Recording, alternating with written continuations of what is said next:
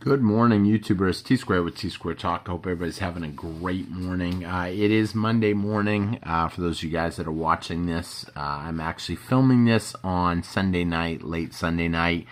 Kind of been combing through. I think I've answered probably about 200 comments recently over the last few hours, looking for a good topic, and really didn't get an answer that I was really looking for a hot topic that we haven't talked about in a little while. You know, it gets a little hard sometimes to make videos because you're talking about the same thing day over day after day, over and over again. But you know, it's important that people understand what's going on. Essentially, you know, I hear people saying, and I actually had one comment that kind of gave me the idea for this video, about how he doesn't really care what the price of silver is. You know, he's heard me say numerous times, you know, I'm looking for dips. When I see any kind of a dip, I try to pick up everything I can. And literally, I spend as much money as I can during that dip, and then I'm able to wait and hold out through the next jump. Now, obviously, some people will say, you know, the dips don't matter. Just dollar cost average. And that's true. If you've got a small amount of silver, you've been stacking for a little while, you know, maybe, and you're just picking up a couple ounces here and there, you're probably going to be okay. But if you're like me and you're trying to pick up, you know, tubes of it when I can, I mean, a tube of silver at $1 difference, you know, you're talking $20 extra. That can make a big difference over time. Now, here's the thing. Will it really matter in 2-3 years from now? Probably not. It's probably not going to matter. You'll look back at that and you'll just be like, I can't even believe we were buying silver for under $30. Who cares if it was 29 or 30 or 28? It's not going to matter because silver at that point could be through the roof. If you guys enjoyed this video, please make sure you take a quick minute and hit that subscribe button. Leave me a comment. Let me know your thoughts. Even if you're against silver, leave me your thoughts. But don't just say you don't like silver. Say why you don't like silver. Give some fact. Because the truth of the matter is, silver's up 27% so far this year. Gold's up 20% so far this year. You look at the chart, silver and gold are both moving higher. You know, so it really, you know, the people out there that are naysayers, I always wonder if they just work for the big banks and they're just don't understand, or they're crypto gurus and they've got too much invested in crypto. And let's be honest, if more people were invested in silver than cryptos, essentially it'd be a whole lot higher. And if everybody that was in silver got out of silver tomorrow and got into cryptos, well, cryptos would be a whole lot higher. So, I mean, this divide, I've said before, it's something I've been reading a lot on, is kind of like a psyop. It's a way to divide the silver stacking community. Because anything divided, whether you're a Bible person and you've read A Family Divided Will Surely Fall, or you're more Art of War, Divide and Conquer, you know, the truth of the matter is when you divide anything up, it's weaker. Right down to you take a sheet of paper and you rip it in half. It's no trouble. I can rip up a sheet of paper. But you take a whole phone book and try to rip that in half. It's not that easy. It's divided up by pages or stacks of pages or groups that make it to where you can conquer it, take it out, destroy it. And, you know, that's exactly where I think a lot of stuff is going right now. It's designed to divide up, to ruin what's good, to make way for essentially, I hate to say a new culture, but a whole new power shift, I guess you can say. You know, and being ahead of this is going to put you in a better spot. You know, I had someone say it doesn't really matter what the price of silver is right now. If you're buying it in currencies that are dying, is it really going to matter? You know, you take the guy that was holding this, I've showed this many a times, this 1 million Turkish lira. I mean, think of that. This ain't even worth a cup of coffee now. Somebody had to work really hard to acquire this. But it wasn't always a million. It was probably a smaller amount, and then little by little, they just start adding zeros and make the bills more and more and more. This is kind of like the Bolivar when you think about it. Now, some of these currencies, they haven't been so watered down yet, but they are in a way. You just don't see it. Like this Canadian dollar here. Yeah, it's still worth $1, but what does it buy you? Does it really buy you what it used to buy you? I mean, for those of you guys that are maybe in Canada, think about that. You know, you remember when a Canadian dollar could actually buy you a bunch of stuff, and now what does it buy you? You know, I even have an American dollar here. I remember when I was a kid, you could buy gasoline for 99 cents. I actually remember that. Now, some of you are probably older than me, and you'll remember something even cheaper. You ain't touching gas for 99 cents anymore. I remember being able to buy, 8 cans of soup, 8, maybe 7 cans of soup. You would see them on sale, 25 cents, buy one, get one free, different kinds of deals. Ramen noodles used to be, remember when ramen noodles were like 10 cents? Now you're talking, what are they now? 50 cents, I think. The price on everything is going up, but the truth of the matter is it's not the price on everything that's going up. Even silver and gold, it's not going up, the price of it. The price is what it is. It's the price of what you're buying it with. If you're buying it with fiat currency, this stuff is just a sheet of paper. And they print more and more of it. And now they don't even have to print more of it. Now they don't have to do that. All they got to do is just type some extra zeros on the screen. And essentially it makes even more. And the more of something, the less it's worth. That's kind of what makes gold and silver so scarce. I mean, specifically, we'll say gold first, because gold is scarce. There's not a lot of gold in the world.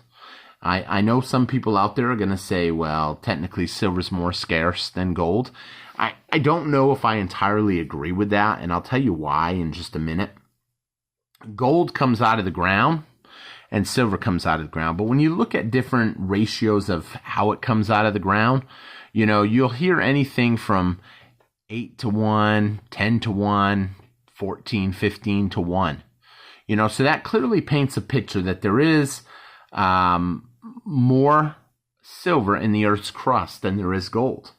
But here's what a lot of people don't factor.